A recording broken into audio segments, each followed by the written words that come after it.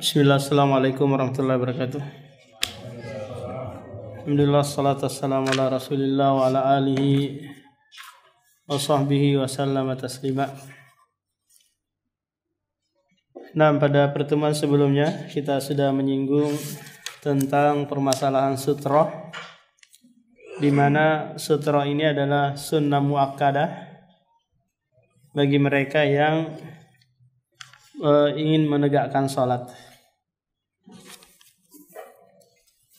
Dan sutra itu tingginya minimal 2/3 dhira.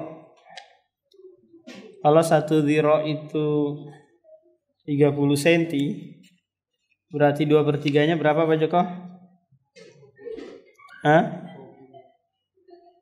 Iya, 20. Atau kalau nggak dapat di bawah itu, maka garis pun boleh menjadi apa? Menjadi sutra. Qala al-Imamul Bukhari babus sutrati bi Makkah wa ghairiha. Bab sutra di Mekah atau di Ka'bah, wa ghairiha, dan selainnya. Apakah kita boleh sholat menghadap dinding Ka'bah? Atau yang kita dapati yang pernah umrah atau pernah haji, mereka sholat di mana ada orang tawaf di depannya kan? Nah, apakah sutra ini juga berlaku di Masjidil Haram atau di dalam Ka'bah atau di luar Ka'bah? Nah, tetap berlaku karena Rasulullah nanti diceritakan masuk di dalam Ka'bah dan dia pun sholat menghadap tiang yang ada di dalam Ka'bah. Nah, gimana kalau sekiranya kita sholat menghadap Ka'bah, terus ada orang lalu lalang atau orang tawaf di hadapan kita? Nah, kalau sekiranya dia nggak melewati tempat sujud kita, maka nggak ada masalah. Biarin aja dia lewat depan sana. Yang penting dia nggak lewat depan sujud kita. Karena itu adalah batas larangan seseorang tidak boleh lewat. Haddatsana Sulaimanu ibnu Harbin qala haddatsana Syu'bah anil Hakami an Abi Juhaifah qala kharaja Rasulullah bil Hajirah. Adalah Rasulullah, kata Abu Juhaifah, keluar di waktu Hajirah, di waktu siang. Fasalla bil bathai adzuhra wal asra rakaataini.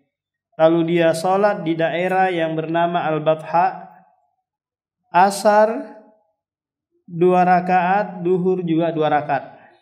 Berarti Rasulullah ini sedang apa? Sedang safar.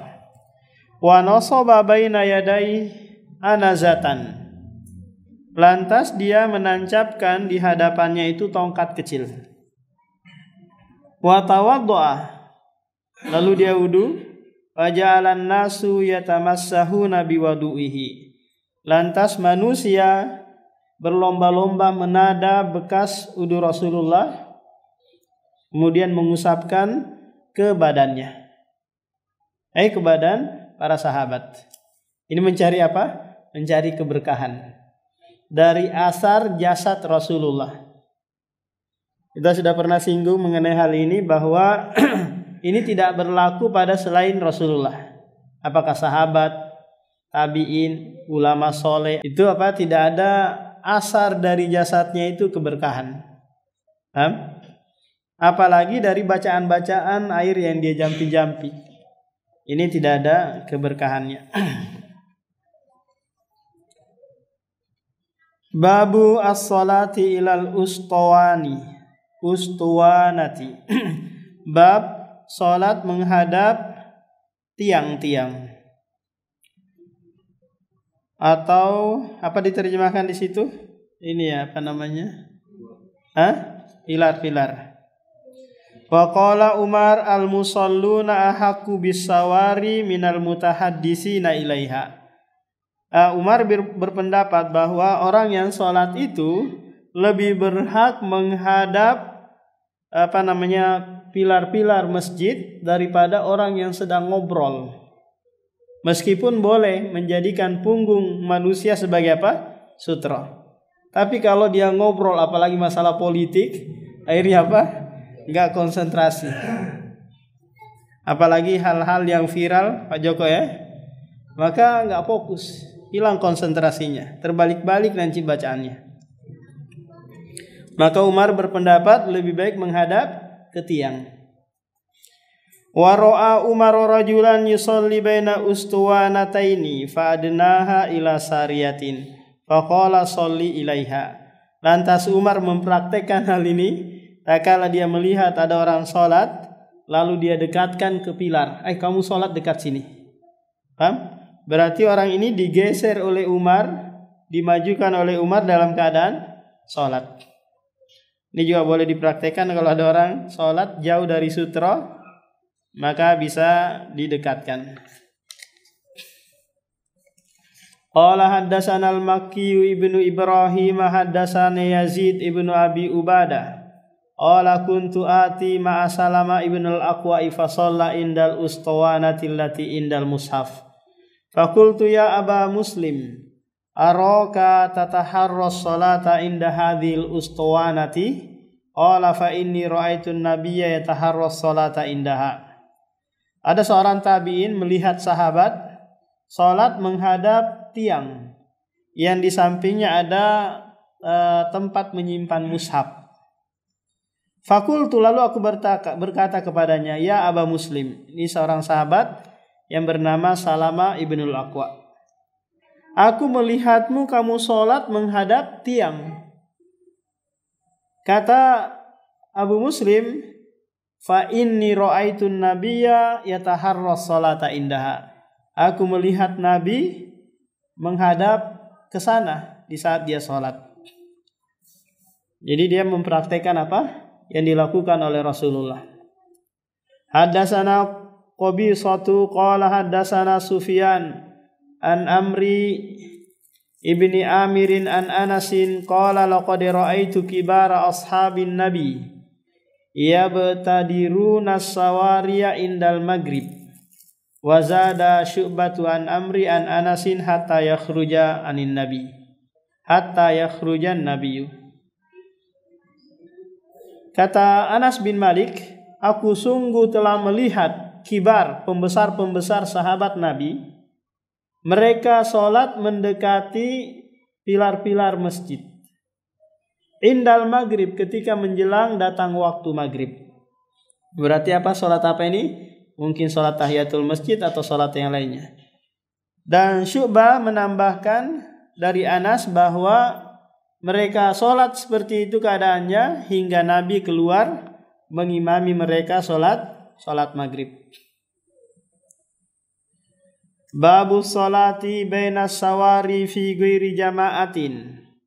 Nah, Imam Bukhari mendatangkan lagi bab bahwa bolehnya sholat menghadap tiang masjid itu sholat sendirian, berjamaah, sholat sunnah ataupun sholat wajib. Pokoknya apa? Sholat maka menghadap sutroh. Haddatsana Musa ibnu Ismail qala haddatsana Juwairiyatu an-Nafi an ibni Umar qala dakhala an-nabiyul baita wa Usamah bin Zaidin wa Utsman ibnu Talha wa Bilal fa atala thumma kharaja. Kata Ibnu Umar bahwa Rasulullah pernah masuk ke dalam Ka'bah bersama Usamah, Utsman dan Bilal. Berarti ada 4 orang ini kan masuk ke dalam Ka'bah. Di YouTube bisa dilihat ya dalaman Ka'bah itu. Iya. Dulu isinya apa? Patung-patung di dalamnya. Ketika Fathul Makkah itu dikeluarkan semua, dihancurkan. Sekarang di dalamnya nggak ada isi apa-apa. Hah? Iya, hanya dikasih parfum. Dan orang-orang penting saja yang boleh masuk. Tamu-tamu undangan. Nah, di mana nanti Rasulullah sholat di dalam Ka'bah ini. Fa'agloqoha alaih. Lantas pintu ditutup. Wa makatha fiha. Lalu mereka berempat ini berdiam di dalam. Fasa'altu Bilal. Takala Bilal keluar, maka aku langsung bertanya, ma sona'an nabiyu. Apa yang dilakukan oleh Nabi di dalam Ka'bah? Qala ja'ala amudan an yasari wa amudan an yamini wa salasatu amidatin wa ra'ahu wa kana al-baitu yawma idzin ala sittati amudatin summa shalla. Kata Bilal bin Rabah berkata kepada Abdullah bin Umar, yang dilakukan oleh Rasulullah di dalam Ka'bah itu salat menghadap tiang. Lantas dia menjadikan tiang di kiri dan kanannya. Kemudian di belakangnya lagi ada 3 tiang. Berarti bentuknya ini segi 6 ya. Berapa? Kalau 6 tiang itu 1, 2, 3, 4, 5. Kalau sekarang kan bentuknya murabba ya. Segi 4. Mungkin tetap segi 4, cuma tiangnya yang ada 6 di dalamnya. Karena dulu kan penyangganya hanya tiang korma. Terus penutupnya apa? Pelepah korma. Nah, Bilal menceritakan di sini di mana di dalam Ka'bah tersebut ada 6 tiang. Lantas Rasulullah menghadap tiang 1, kemudian di belakangnya ada tiang 3. Dan di kiri kanannya ada tiang. Berarti jumlahnya berapa? 6. Summa shalla, kemudian dia sholat. Meskipun nanti boleh dia menghadap tiang mana saja, nggak ada masalah. Karena ini pas di tengah kan? Pas di tengah Ka'bah. Mau yang tiang yang di arah Hajar Aswad atau rukun Yamani atau rukun Syamani, semuanya boleh.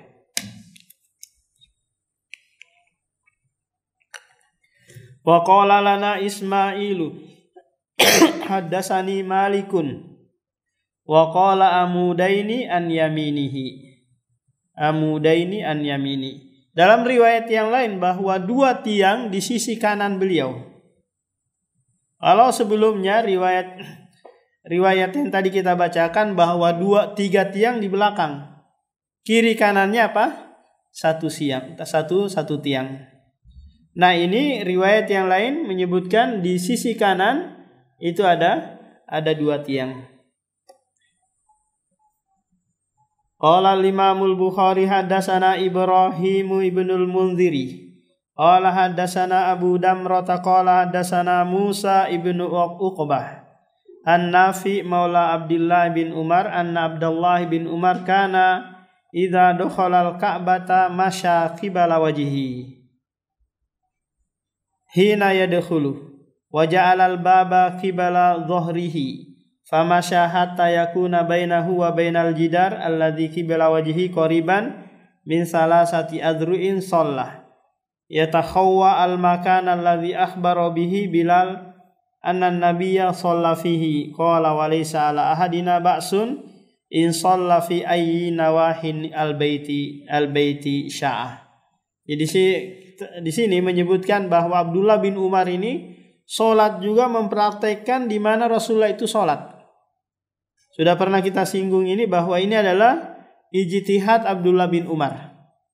Dia berusaha sholat di mana Rasulullah pernah sholat. Cuma nanti dia berpendapat bahwa di mana saja kita sholat, menghadap kemana saja, yang penting pokoknya menghadap kiblat, menghadap Ka'bah, maka itu tidak mengapa.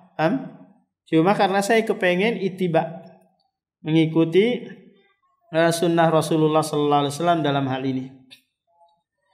Babu sholati ila rohilati wal ba'iri wasyajari wal rohli. Bab bolehnya sholat menghadap kendaraan, onta, pohon, dan rohal. Rohal ini apa? Muakhir, ini pelana ya, pelana onta. Haddatsana Muhammadu ibnu Abi Bakrin al-Muqaddami haddatsana Mu'tamirun an Ubaidillahi an Nafi' an Ibnu Umar an Nabi annahu kana yu'arridu rahilatahu wa yusalli ilaiha. Qultu afara'aitu idza habbatir rukabu qala kana ya'khudhu hadha ar-rahla fayu'addiluhu wa yusalli ila akhiratihi aw qala muakhirihi wa kana Ibnu Umar radhiyallahu anhu ma yaf'alu. Dari Abdullah bin Umar adalah Nabi SAW sholat menghadap kendaraannya, yaitu ontanya.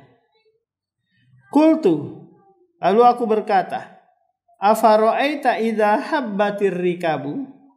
Bagaimana menurutmu ya Rasulullah jika kendaraan onta tersebut dia berjalan atau ditunggangi oleh pemiliknya? Lantas kamu menghadap kemana lagi? Qala kana ya'khudhu hadzal rahl fayu'addilu. Lalu dia mengarah kemana kendaraan tersebut berjalan. Fayusalli ila akhiratihi. Lalu dia salat menghadap belakangnya, belakang kendaraan tersebut.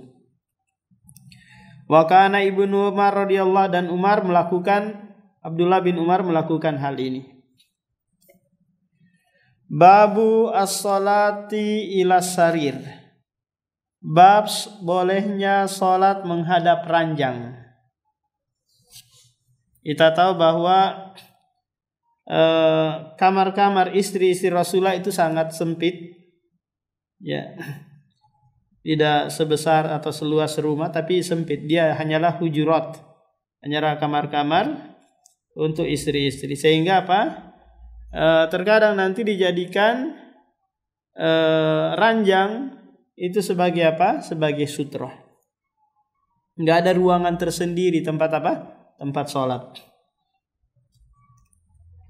Haddatsana Utsman ibnu Abi Syaibah qala haddatsana Jarirun an Mansurin an Ibrahim anil Aswad an Aisyah qalat a'daltumuna bil kalbi wal himari. Kata Aisyah radhiyallahu an berkata, kalian itu menyamakan kami dengan anjing dan keledai. Anjing dengan keledai. Apa maksud perkataan Aisyah ini? Perkataan Aisyah nanti ini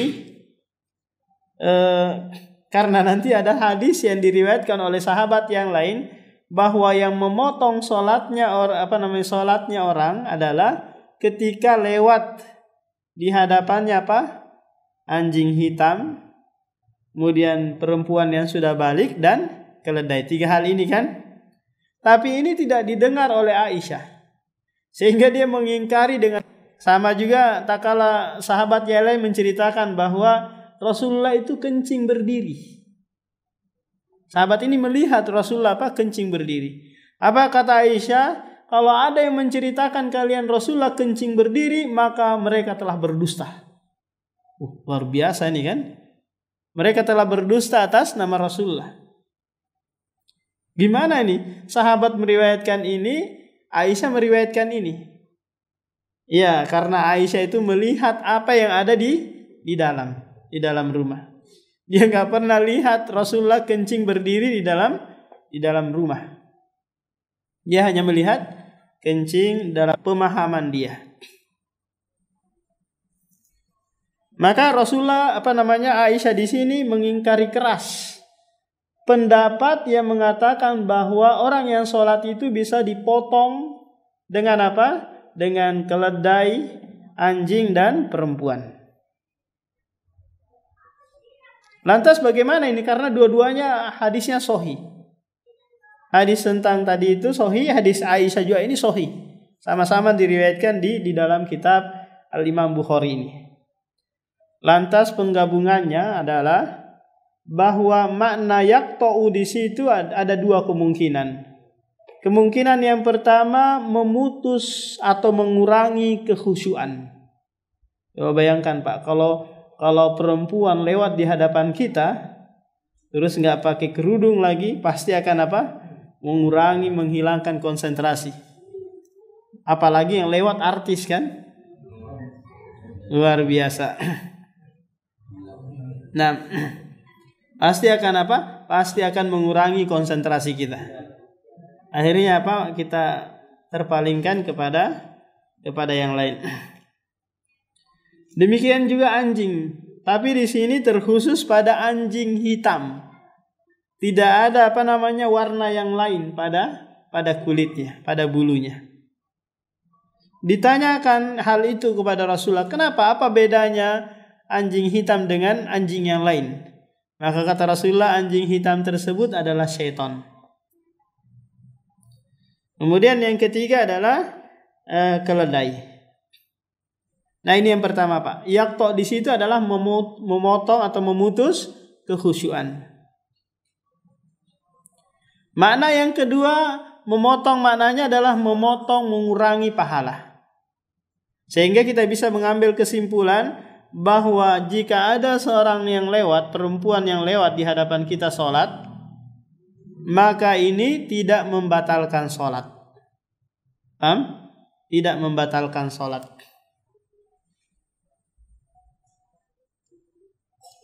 Apalagi yang lewat selain yang tiga ini. Yang biasanya kita di dalam masjid kan yang lewat laki-laki, anak kecil, lari-lari kan. Maka tidak masuk dalam hadis ini. 6. Adapun pengingkaran Aisyah, maka pengingkarannya ini dibawa kepada keilmuannya dia.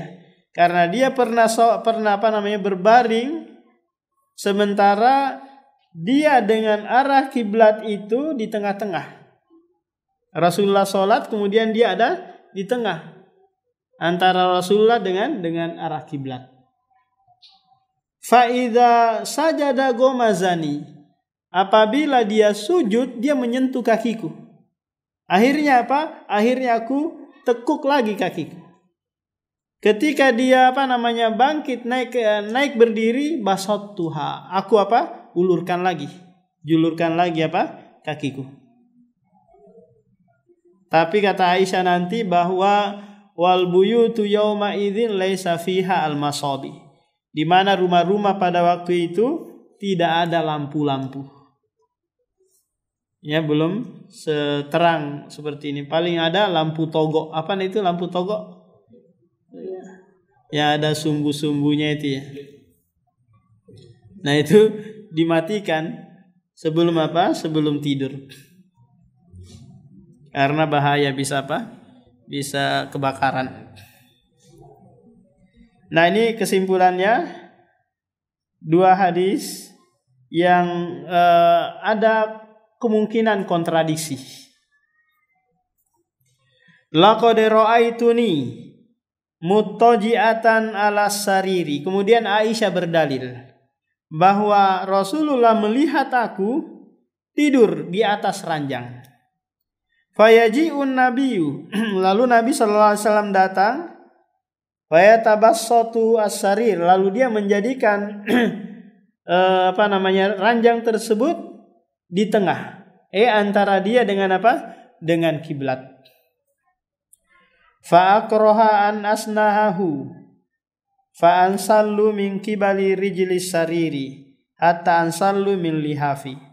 Lalu aku tidak suka Rasulullah nanti tersibukkan kalau sekiranya aku duduk atau berdiri, pasti akan mengganggu kan? Lalu aku diam-diam saja keluar dari selimut, kemudian turun dari ranjang.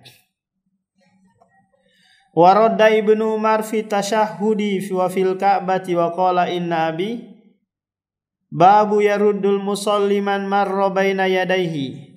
Bab bolehnya orang yang salat menolak orang yang akan melewati di hadapannya. Ketika ada orang mau lewat di hadapan kita, kita berusaha menolaknya. Waradda Ibnu Umar fi tasyahhud wa fil Ka'bah qala inna aba illa an tuqatilahu faqatilhu. Jadi orang yang mau lewat tadi maksa juga tetap mau lewat, maka berusahalah menghalanginya. Hadasana Abu Ma'marin qala hadasana Abdul Waris qala hadasana Yunusu an Humaydi ibni Hilalin an Nabi Salihin anna Aba Sa'id al-Khudri qala an-nabiyyu Ha ini maknanya adalah tahwil, perpindahan dari sanad ke sanad yang lain. Menunjukkan nanti hadis ini ada dua jalur periwayatan.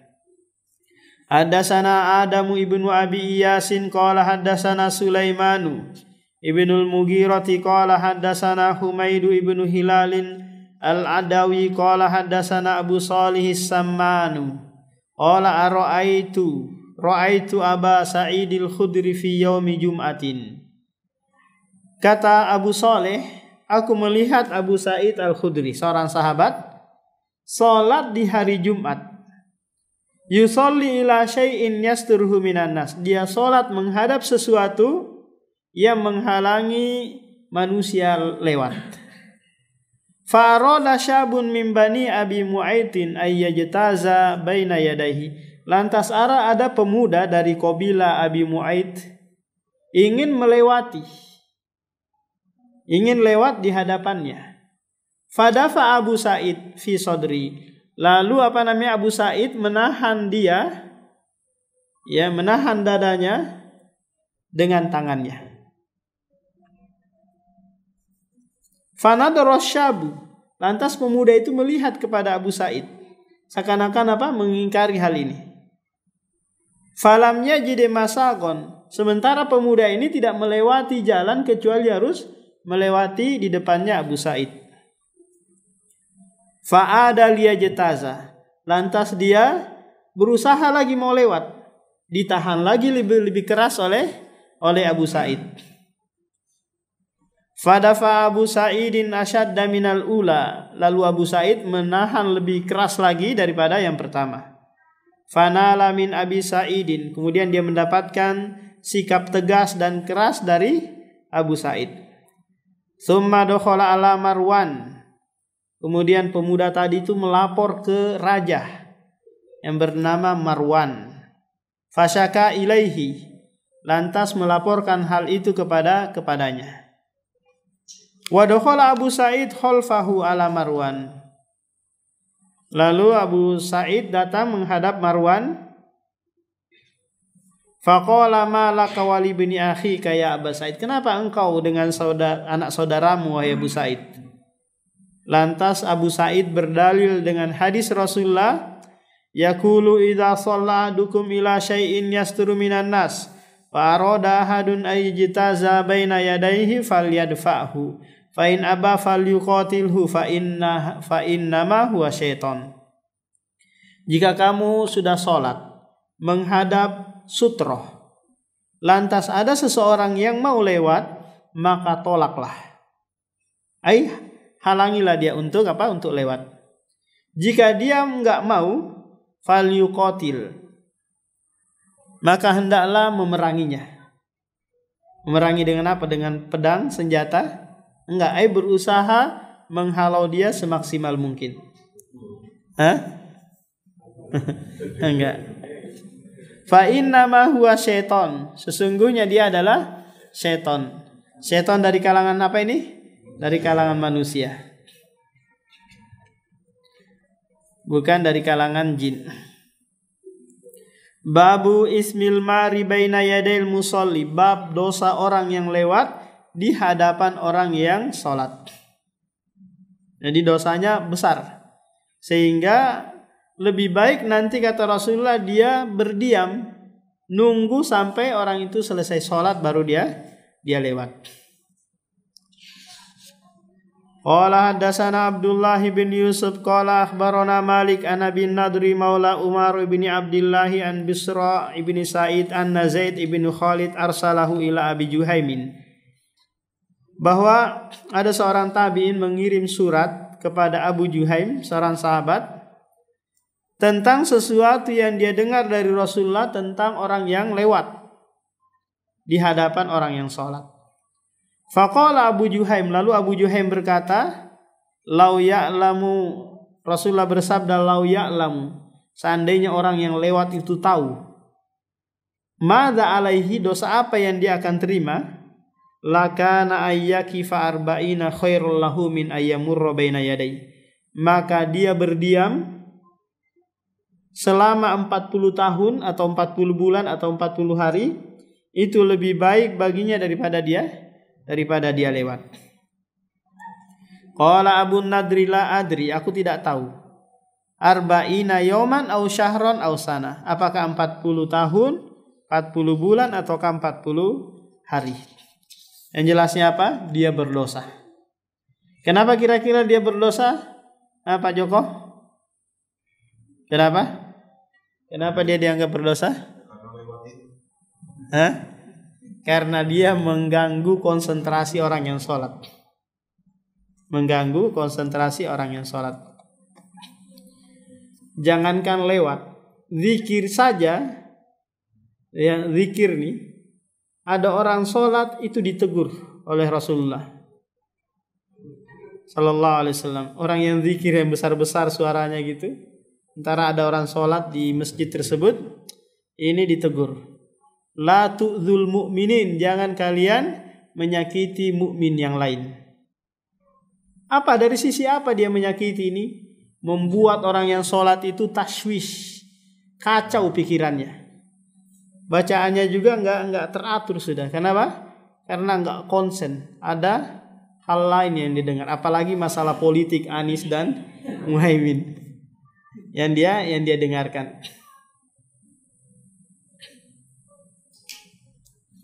Nah, bagaimana lagi suara-suara toa yang sangat mengganggu itu? Bukan muslim saja yang terganggu, bahkan non muslim juga terganggu. Alhamdulillah ini mic ini toanya ini nggak keluar ya. Iya. Jangan sampai keluar karena itu mengganggu orang. Meskipun isinya kebaikan. Tapi tidak setiap saat orang mau mendengar kebaikan atau kajian atau Al-Qur'an. Babu istiqbalur rajuli sahibahu au ghairahu fi salatihi wa huwa yusalli. Bab seseorang menghadap temannya, apakah punggung temannya ataukah temannya sedang tidur di depannya, maka boleh dia menghadapnya sebagai apa? Sebagai sutra. Wa kariha Utsman ayyastakbilar rajulu wa huwa yusalli wa inna ma hadza idza ishtaghala bihi famma idza lam yashtagil faqad qala Zaid ibnu Sabit ma balauta innar rajula la yaqta'u salatar rajuli.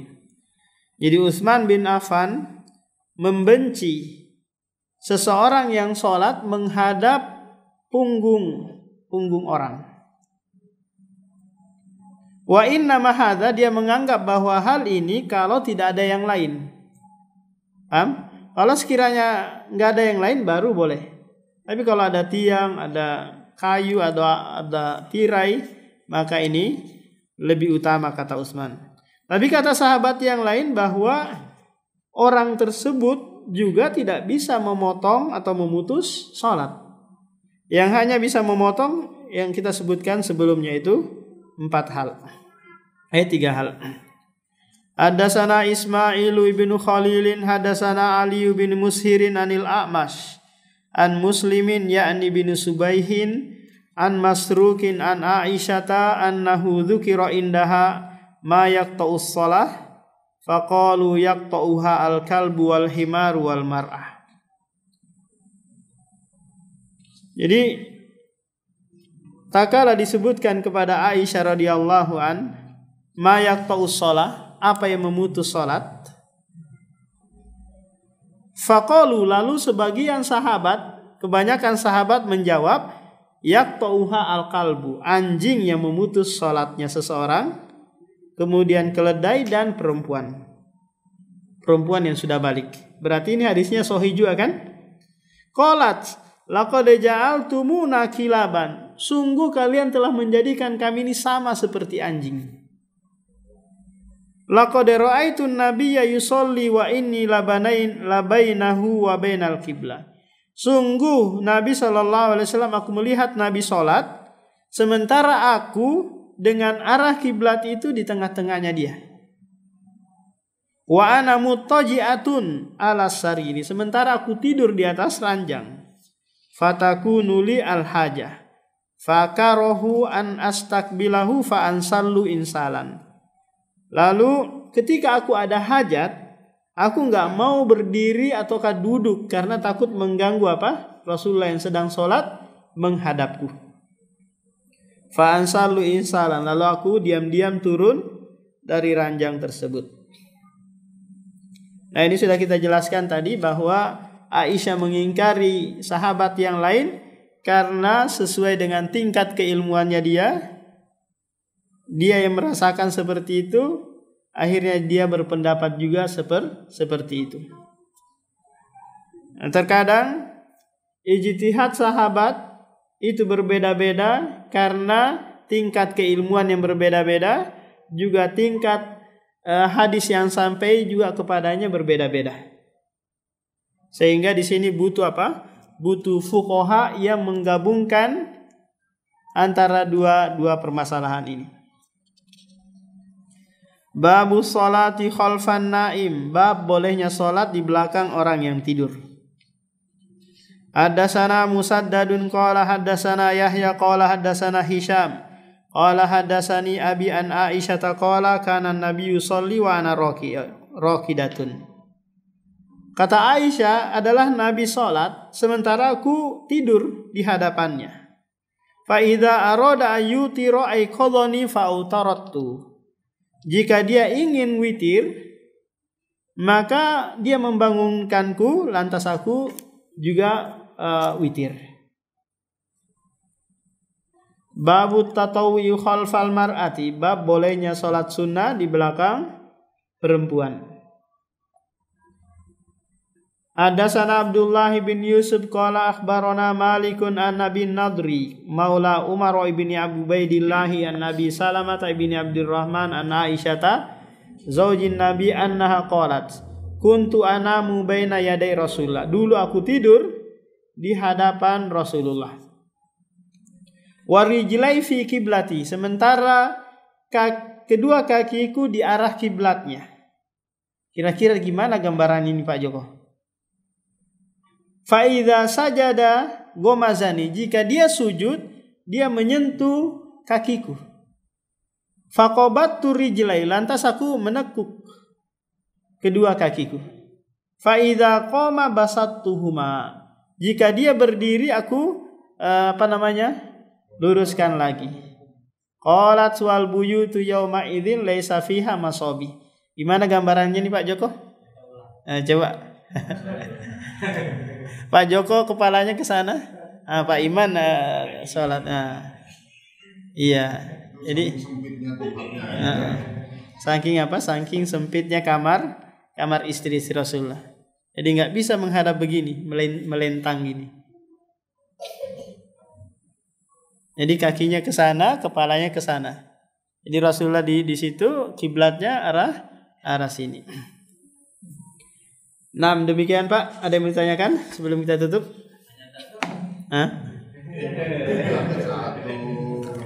Tadi yang disebutkan tadi yang tegas kan ketika makhluk yang lewat itu membatalkan sholat. Itu tadi sudah jelaskan bahwa memutus pun itu maknanya adalah mengurangi kekhusyuan atau mengurangi pahala. Tidak membatalkan sholat. Tidak.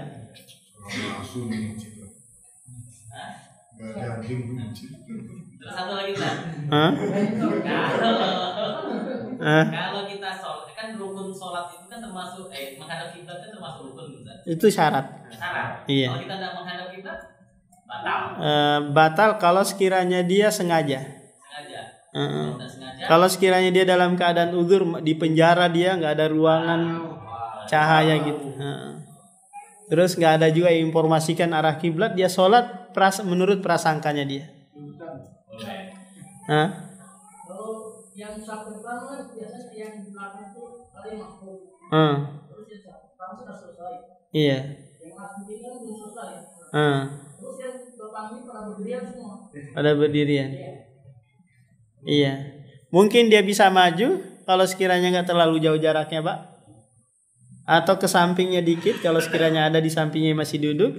Atau kalau enggak ya sudah berdiri aja, sudah menghadap yang yang ini. Ya garis-garis yang ada ini. Ada pertemuan sebelumnya kita sudah baca hadisnya kan, bahwa kalau enggak ada dapat lagi yang bisa dijadikan sutra, maka garis itu yang dijadikan sutra. Karena Bapak sholat, Ini saya pernah lihat kejadian ini. Ini kan di Masjid Al Azhar itu dulu itu sering habis sholat kan salam-salaman tuh. Ya masih kayu Pak ya, bukan? Bukan Al Azhar ini loh promenade. Ya masjidnya masih kayu dulu, bukan? Enggak. Udah. Sebelum Covid kan masih salam-salaman tuh kalau habis sholat tuh. Nah ada orang sholat yang di barisan pertama otomatis kalau orang salam-salaman tuh lewati selamatnya imam tuh. Nah, itu yang pertama. Yang kedua, ada sholat itu misalnya nih pintu nih, di alasan juga di sana. Saat itu nih salah yang sholat, bukan salah yang lewat nih. Itu pintu nih, kenapa sholat di pintu? Karena perlintasan gitu nah. Nah ini menurut pendapat saya itu salah yang sholat atau salah yang lewat itu? Lihat dulu tadi Pak, antara tempat dia berdiri dengan tempat sujudnya. Kalau sekiranya tempat sujudnya dengan tempat berdirinya jaraknya 90 cm, maka boleh dia lewat di depannya. Iya, berarti dia nggak lewatin kan? Yang dianggap lewat itu yang di sini Pak. Nih. Iya tuh. Hah? Iya, seharusnya dibubarkan.